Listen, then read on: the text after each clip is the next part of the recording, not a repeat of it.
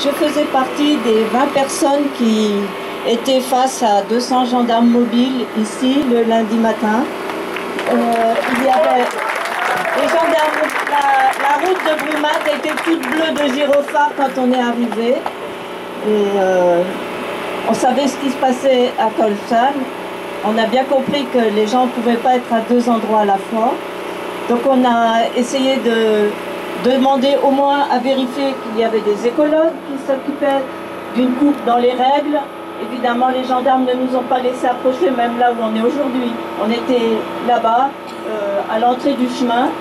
Et toute la journée, ils nous ont raconté des salades en nous disant « Mais non, on coupe juste les broussailles » jusqu'au moment où on a vu les... Ils ont laissé la rangée de devant, ils ont coupé derrière, on a vu les machines lever les bras au-dessus des arbres de devant, secouer les arbres en hauteur pour les jeter plus loin. Et jusqu'au moment où finalement ils ont coupé la première ligne et qu'on a vu l'étendue du massacre. Il y a eu un autre moment dont je voudrais témoigner.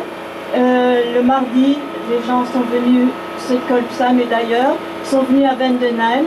Et tout un groupe, on était une centaine, on est revenu ici. Les gendarmes finalement nous ont laissé un peu passer et on est allé ramasser des glands. Et c'était très émouvant aussi pour nous de penser qu'il y aurait peut-être quand même un après grâce à ces glands. Et c'est pour ça qu'aujourd'hui aussi on vous a parlé de ramasser des glands. Évidemment, ça ne remplace pas des arbres aussi majestueux et aussi extraordinaires que ceux qui étaient là. Mais ça donne quand même un peu d'espoir que dans le monde futur, il y aura aussi des arbres et qui seront peut-être mieux respectés.